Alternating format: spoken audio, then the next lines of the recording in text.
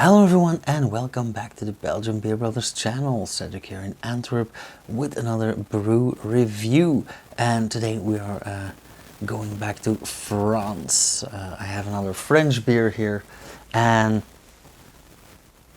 I would like to talk about this because this is one of the beers that was at the start of a, let's call it a revolution. It's an evolution or a revolution, being winemakers that start brewing beer, and that is for me personally a fantastic evolution, because these people know a bit of biochemistry and they know the beverage market, and instead of looking down on beer, some of these people actually got this flare up and thought, hey, there are possibilities.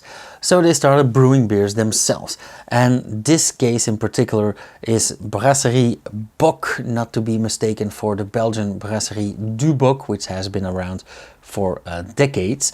But Brasserie BOC, BOC, has been around since 2018. And they are a winery, started brewing in 2018 in Cairanne. Cairanne is a town, a small city, a town, just on the border of the Drôme and the Vaucluse in France. Now, for a situation that is about a 1 hour drive west of the Mont Ventoux and about, I think, an hour and a half north of Avignon. And that is where I found this beer, in Avignon. Now, BOC or BOC stands in this case for Brasseurs Œnologues Créateurs. So brewer, wine expert and creator. And that is of course not a coincidence. This beer in particular, this is the Hoppy Terra. They call it Hoppy these days.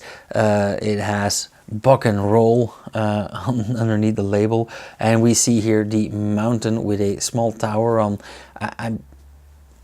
I didn't ask them, by the way, this is Anthony and his wife brewing this. I didn't ask them, but an educated guess would be the Mont Ventoux on here.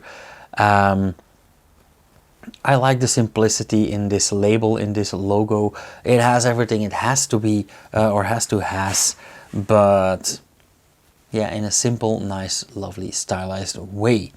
Brasseurs Œnologues Créateurs, they add a bit of explanation about fermentation here, but what you really need to know is they re-ferment everything on the bottle, just like they do with their champagnes.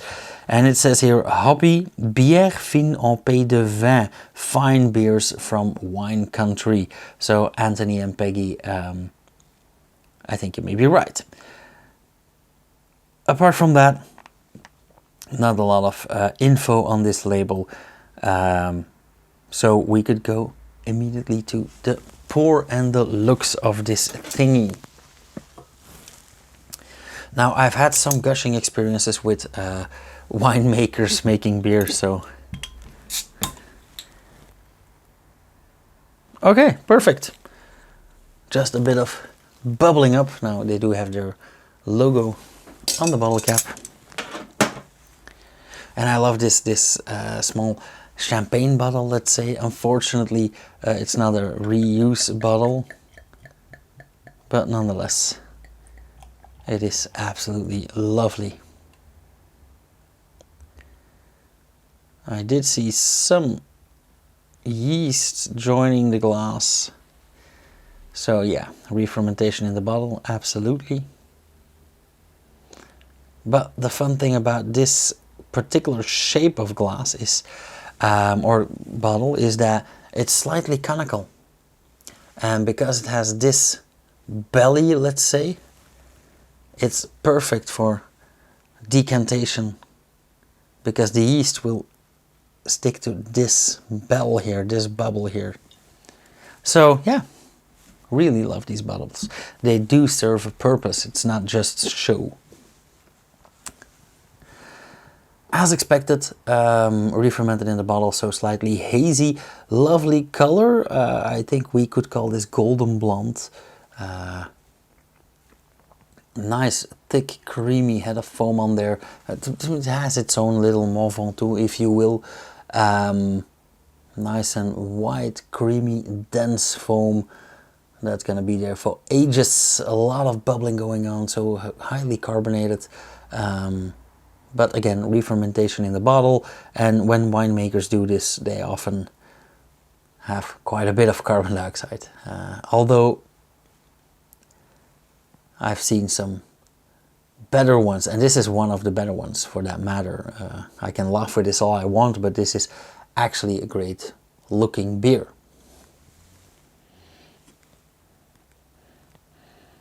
Okay, I know the Terra is called hoppy, but this is really hoppy. Actually, carbon dioxide and hops are pretty much all I get.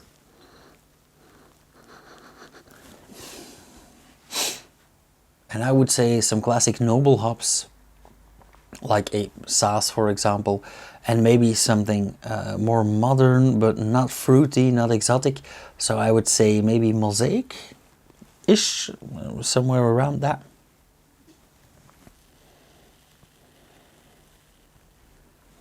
Okay, let's have a taste. Cheers.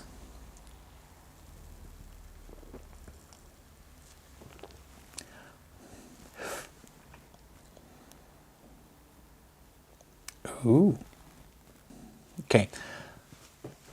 How should I go about this? Because there's a lot of going on, a lot of things going on. First off, carbonation.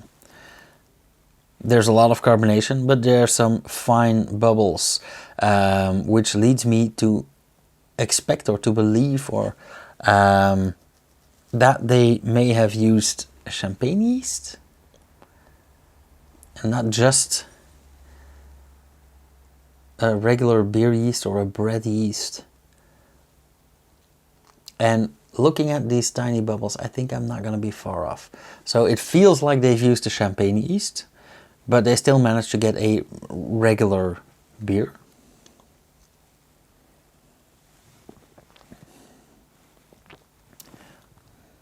Secondly, a very nice mouthfeel, quite carbonated, not too watery, not too dense, actually perfect when it comes to density.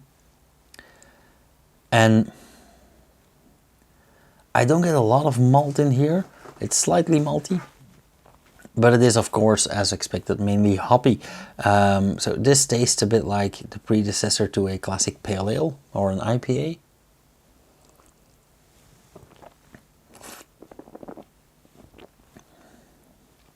It is way hoppier in the nose than it is when tasting. But I do get that very classic pale ale IPA feeling. So I don't think that I'm going to be far off with the Mosaic either. Yeah. A lot of bitterness in the back of the tongue, the weak tissues in the mouth. So very nice. Very much the way I like this.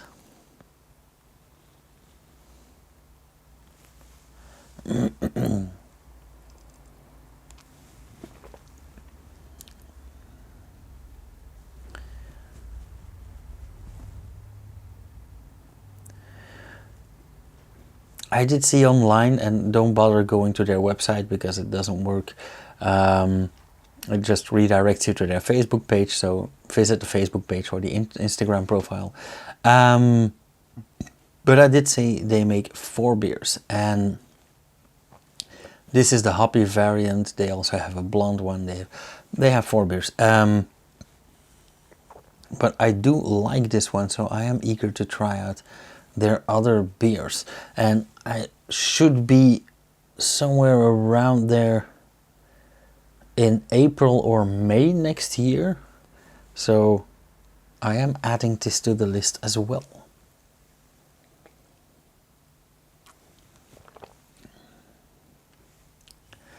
Now, I may seem very enthusiastic about this beer, however, it is time to score the beer. And it's not gonna score that high. So let's just run over the entirety of the beer.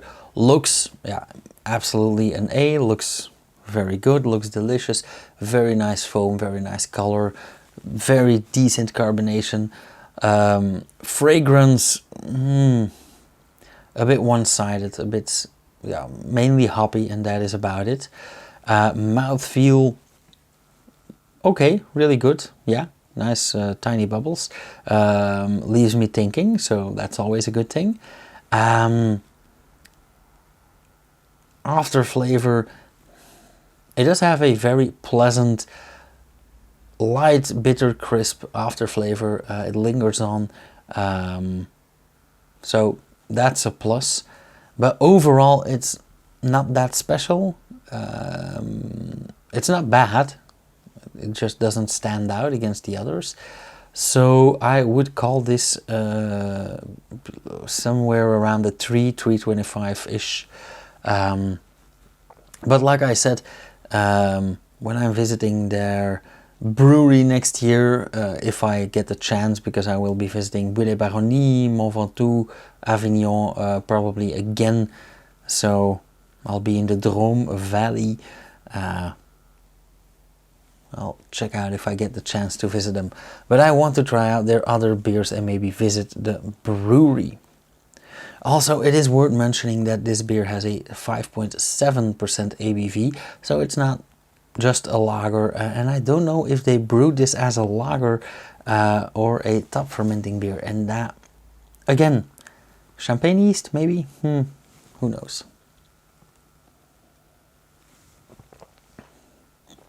So, lovely flavor, enigmatic, yet let's call it a 3 or 3.25-ish. That all being said, thank you guys so much for watching. If you want to support this channel, share a video or look at my Patreon page. Maybe buy a t-shirt or a hoodie if I have designed them by the time that I publish this video. If you have any questions, suggestions, whatever, the comment section is the place to go. And I will see you guys again in the next video. Cheers.